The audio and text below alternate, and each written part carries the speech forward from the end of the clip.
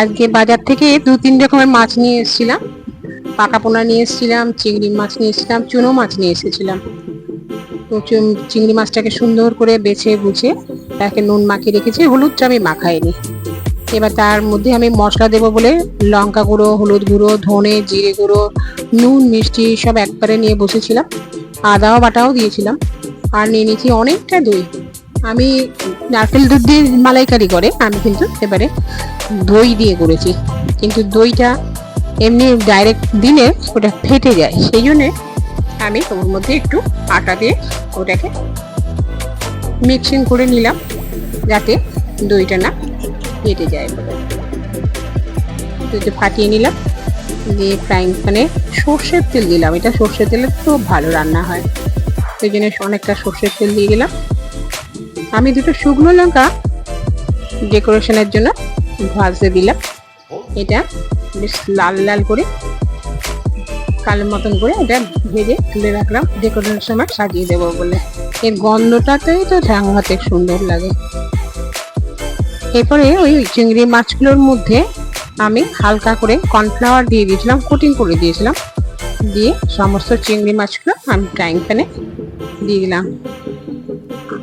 তেলটা খুব গরম হয়ে যাবার পরে আমি কি করেছিলাম, গ্যাসটা কমিয়ে দিয়েছিলাম।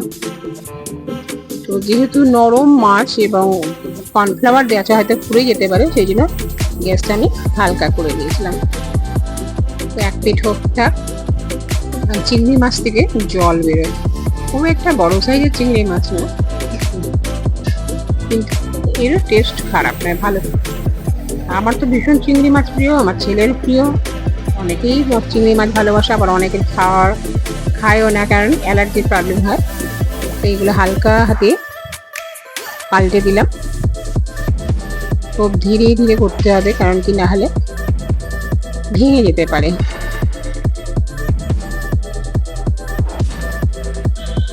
তো এটা হতে থাক। এবার মাছগুলো আর একটা সাইড হয়ে যাবার পরে আস্তে আস্তে তুলে নেব। নিয়ে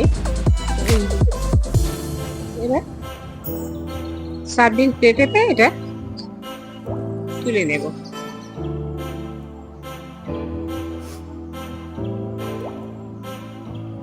এবার ওই তেলে ওর মধ্যে আমি সমস্ত মশলাটা, এতে টমেটো বাটা, কাঁচা লঙ্কা, পেঁয়াজ, রসুন, আদা সমস্ত আছে, এবং নুন মিষ্টিও আমি দিয়ে দিয়েছি। এটা একটু ভাজা ভাজা হয়ে যাবার পরেতে এর মধ্যে দইটা আমি ঢেলে দেব। প্লাস এটা দুটোকে একসাথে বেশ কিছুটা সময় নাড়িয়ে নাড়িয়ে শুকনো করে নিয়ে ভাজা হয়ে যাবার পরেতে আমি জল ঢেলে দেব। এটা বেশিক্ষণ টাইম লাগে না, খুব তাড়াতাড়ি হয়ে যায়, মানে খেতে বসিয়ে দিয়েও করা যায়। মাছ যদি বাঁচা থাকে তো কোনো ব্যাপার নেই, এবং মশলা যদি রেডি থাকে তো জল ঢেলে দিলাম। ব্যাস, এবার এটাকে যেহেতু নরম মাছ এবং ভাজার সময়তে মোটামুটি রান্না হয়েই গেছে, 60% রান্না হয়েই যায়, সেখানে বেশি জল দেবো না, যতটুকু লাগে জাস্ট গা মাখা মাখা হবে সেইভাবে জল দিলাম। তো জাস্ট এটা ফুটে গেলেই, এটা মোটামুটি ফুটেও গেছে, এর মধ্যে মাছগুলো আমি টকবক করে ফুটছে, এর মধ্যে আমি মাছগুলো ছেড়ে দিলাম। ব্যাস, মাছটা এবার নাড়িয়ে নেব। এটা ফুটতে থাক।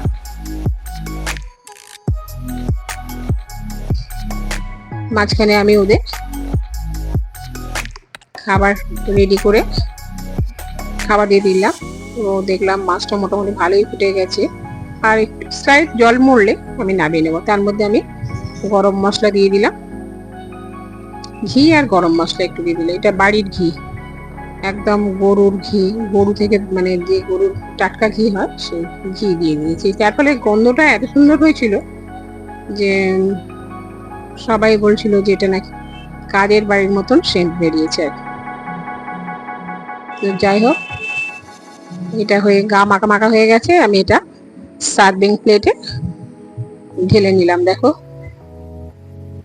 দিয়ে ওই যে লঙ্কাগুলো রেখেছিলাম এটা আমি সুন্দর করে সাজিয়ে দিলাম।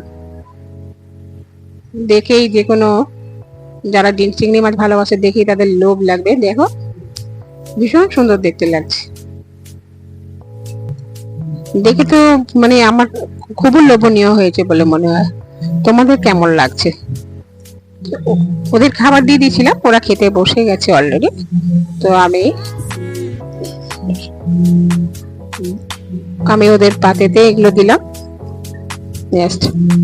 এছাড়া আমি করেছিলাম মুগ মসুরের ডাল, উচ্ছে আলু ভাজা, ঢেঁড়স সেদ্ধ, আর এইটা আর টক দই দিয়েছিলাম। এই যে বাচ্চাটা আমার কাছে আসে, ওকেও খেতে দিলাম, ও কিন্তু দই খায়নি। এদের টক দই দিলাম। ছেলে টেস্ট করে খেয়ে বলল দুর্দান্ত হয়েছে মা।